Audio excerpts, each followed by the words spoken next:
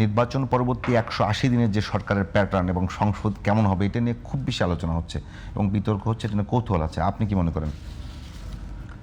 সরকারের প্যাটার্ন আমি এই এর মধ্যে অনেক জায়গা থেকে মানে অনেকগুলো প্রোগ্রাম করা হয়েছে যে আসলে এই নির্বাচনের পরে সরকার গঠিত হচ্ছে না, কিন্তু সরকারের পক্ষ থেকে খোলাসা করছে তা থাকবে না। কিন্তু এই বিতর্কটা দেখেন, এখানে বিষয়টা হচ্ছে একটু আমাদেরকে একটু ক্লারিফাই করা উচিত। ধরেন আপনি 70 ইলেকশনে কিন্তু পাকিস্তানের সংবিধান তৈরি করার জন্য হয়েছিল 70 ইলেকশন, এবং 70 ইলেকশনে একটা অ্যালেপ্পো হয়েছিল, লিগেল ফ্রেমওয়ার্ক অর্ডিন্যান্স অ্যালেপ্পোতে অর্ডার, হ্যাঁ অ্যালেপ্পো হয়েছিল। সেখানে ডিরেক্ট বলা হয়েছিল যে এই যে এখানে যারা সংসদ সদস্য নির্বাচিত হবে তাদের প্রথম 3 মাস হবে কনস্টিটিউয়েন্ট অ্যাসেম্বলি, মানে সংবিধান প্রণয়ন, গণপরিষদ যেটা সংবিধান তৈরি করার জন্য, এবং 3 মাসে ওনারা সংবিধানটা প্রণয়ন করে পরবর্তী জেনারেল অ্যাসেম্বলিতে চলে যাবে। মানে তার আগে সরকার গঠন করতে পারবে না? না, প্রথম 3 মাস সংবিধান প্রণয়ন করতে হবে, কনস্টিটিউয়েন্ট অ্যাসেম্বলি থাকবে, জেনারেল অ্যাসেম্বলি থাকবে না।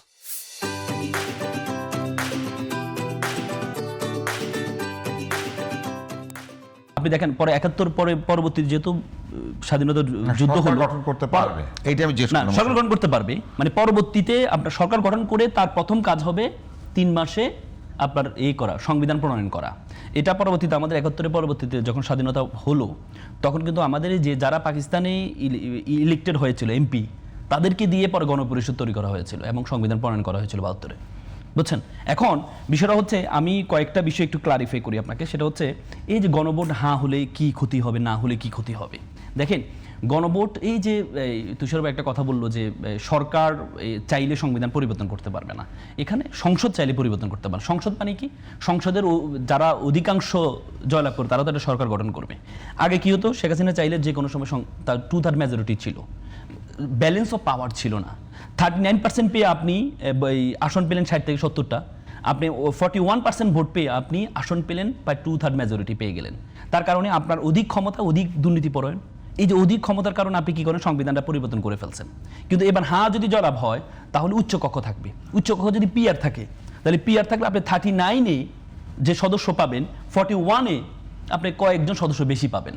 তাহলে যখন নিম্নকক্ষ চাইবে সংবিধান পরিবর্তন করার জন্য, তখন উচ্চ কক্ষ এটা ভেটো দিতে পারবে, তখন চেক অ্যান্ড ব্যালেন্স হবে, পাওয়ারের সমতা হবে, তখন আর চাইলে হবে না। এবং কি হ্যাঁ যদি জয়লাভ হয়, এখন বর্তমানে আমাদের এই সুপ্রিম কোর্টে যে বিচারপতিগুলো নিয়োগ হয়, এই বিচারপতিগুলো কিন্তু পলিটিক্যাল নিয়োগ হয়।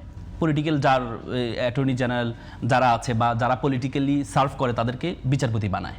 এই জন্য কিন্তু রায় দেওয়ার ক্ষেত্রে তারা সবসময় চিন্তা করে আমি বিচারপতি হব, অ্যাপ্লাইড ডিভিশনে যাব। আপনি দেখেছেন শেরপুরে এই যে হত্যা মামলা আসামিদের কাছে সবগুলোকে জামিন দিয়ে দিল উচ্চ আদালত, সবগুলো আগাম জামিন পেয়ে গেল। তার মানে কি, পলিটিক্যাল লিডাররা যখন দাঁড়ায় তখন তারা চিন্তা করে উনি তো পারবে আমাকে বিচারপতি বানাইতে, পলিটিক্যাল নিয়োগ। এবং কি এবার সংস্কারের মধ্যে ছিল জ্যেষ্ঠ যিনি বিচারপতি থাকবেন তিনি প্রধান বিচারপতি হবেন। সেটাতে কিন্তু বিএনপি নোট অফ ডিসেন্ট দিয়েছেন যে আমরা এটা মানি না। আপনি দেখেন, এটা যদি না হয় তাহলে ক্ষতিটা কি হবে জানেন? তত্ত্বাবধায়ক সরকার বাতিল করেছিল কে? বিচারপতি খায়রুল হক। কেন? কারণ খায়রুল হক যে এই প্রক্রিয়ায় প্রধান বিচারপতি হয়েছেন, তিনি যার অধীনস্থ প্রধান বিচারপতি হয়েছেন, তিনি সবসময় চিন্তা করেছেন তাকে কি করা, সে যেটা বলবে আমি সেটাই শুনবো। কিন্তু আপনি যখন জ্যেষ্ঠ বিচারপতি যখন প্রধান বিচারপতি হবে, তখন আর এই যে সরকারের উপর তার মানে অ্যাকাউন্টেবিলিটি থাকবে না, জবাবদিহিতার জায়গাটা থাকবে না, তখন সে চাইলে স্বাধীন মতামত দিতে পারবে। তো সুতরাং আপনি যদি এই প্রক্রিয়া এবং কি হ্যাঁ যদি জয়লাভ করে, তাহলে পরিবারতন্ত্র বাংলাদেশ আর থাকবে না। কিভাবে?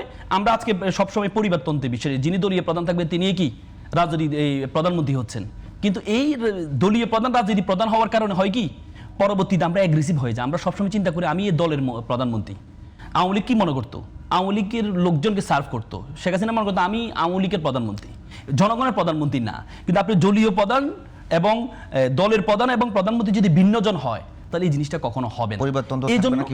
পরিবর্তন থাকবে না, মানে যিনি দলীয় প্রধান হবে, সাপোজ যখন তারেক রহমান সাহেব চিন্তা করেন, তারেক রহমান সাহেব চিন্তা করবে যে আমি দলের প্রধান হইতে চাই, আমি দলের প্রধান, আমি প্রধানমন্ত্রী হব। কিন্তু আপনি যখন দলের প্রধান থাকতে হবে, তখন আপনাকে প্রধানমন্ত্রী পদ ছাড়তে হবে। আমার পরিবার যদি আরেকজনকে বানায়, আরেকজনকে করতে পারেন আপনি, মানে আরেকজনকে করতে গিয়ে আপনি এখন যে অবস্থা, যে প্যাটার্নে, আপনি কি চাইলে কি পারবেন? তখন আপনাকে কি করতে হবে? আপনি আমাকে বলেন, আপনি তারেক রহমান সাহেবের এই যে পরিবার, এখন বর্তমান পরিবার আছে, এই দলীয় প্রধান আসলে এটা কি আসলে কোনো ব্যারিয়ার দিয়ে ঠেকানো সম্ভব কিনা বাংলাদেশে? আমার কাছে তো যেটুকু জানি যে হাজার হাজার চেয়ারম্যান আছে, হাজার হাজার উপজেলা চেয়ারম্যান আছে যাদের মানে যোগ্যতাও নাই, শুধুমাত্র বাবার কারণে মানুষ তাদেরকে ভোট দেয়।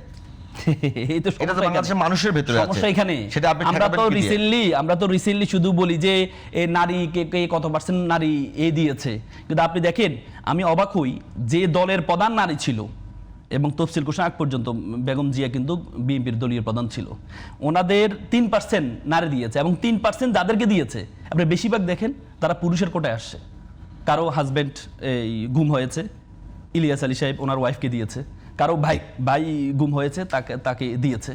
কিন্তু আপনি দেখেন আগে শেখ হাসিনা আমলে কি করতে জানেন, বদি এমপি ইলেকশন করতে পারবে না, তখন তার বউকে বলতো যে তুমি ইলেকশন করো, তোমার জামাই চালাবে, এটা কি তুমি এমপি দলগুলো চায় না ওখানকার মানুষ চায়? মানে না মানুষ চাওয়ার দরকার নেই তো, আপনি দিচ্ছেন কিভাবে? আপনি গাজীপুরে দেখেন, গাজীপুরে যে জাহাঙ্গীর ইলেকশন করতে পারছে না, তখন কি করলো, তার মাকে বয়স্ক মানুষ দাঁড়াইতে পারে না, ওনাকে বলে যে তুমি মেয়র হও। আপনার কাছে মানে এই জায়গায় আমার দ্বিমত আছে। না, আমার কাছে মনে হয় যে বাংলাদেশের মানুষের মধ্যে এটা আছে, না চেয়ারম্যানের ছেলেকে তারা বাংলাদেশের মানুষ ভাবতে পছন্দ করে। বাংলাদেশের মানুষের এটা হয়েছে কেন, ও অভ্যস্ত হয়ে গেছে দেখতে দেখতে যে এটাই বাস্তবতা, মানে অভ্যস্ত হয়ে গেছে, তারা জানে এটাই হচ্ছে, তারা জানে এটাই হবে, এই জন্য মানুষ অভ্যস্ত হয়ে গেছে, বুঝেন নাই? আপনি জাহাঙ্গীরের বা মা সে মেয়র হবে, সে কথাই বলতে পারে না, কিন্তু তাকে আপনি মেয়র দিলেন কেন?